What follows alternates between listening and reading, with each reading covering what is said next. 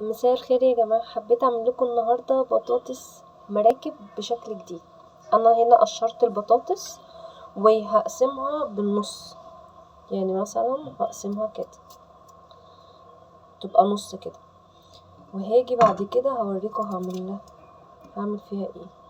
هنقسمها كلها كده،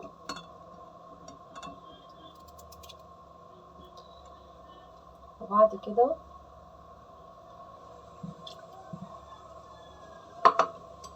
بجيب البطاطس وهفرغها من جوه كده،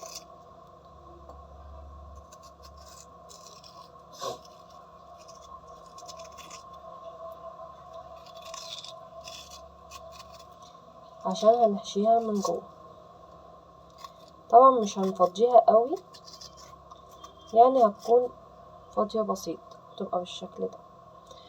هخلصها واوريكم بعد كده هنعمل فيها ايه. ادي تاني واحدة،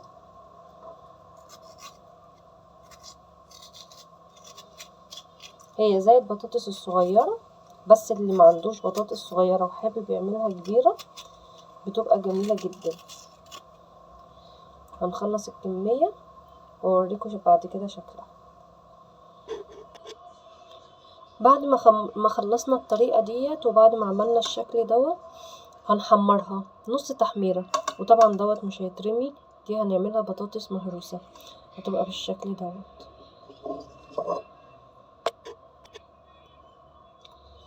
طبعا احنا دلوقتي خلصنا الطريقة ديت، وعملنا دلوقتي البطاطس المراكب، وهنيجي دلوقتي هنحمرها نص تحميرة، وطبعا دوت مش هيترمي يا جماعة، دوت هيتعمل بطاطس مهروسة، وهنشوف الطريقة دلوقتي.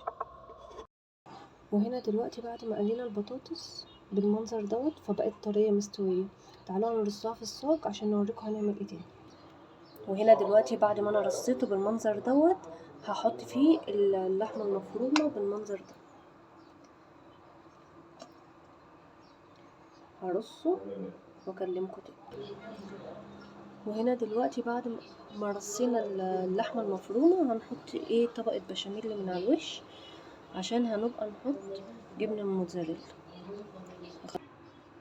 هنا حطينا البشاميل بالمنظر دوت، هندخلها الفرن من تحت الاول، وبعد كده هنشغل الشعلة بس لما نحط الجبنة الموتزاريلا. هنا كده بعد ما حطيت الجبنة الموتزاريلا هندخلها تدي وش. خلاص يلا.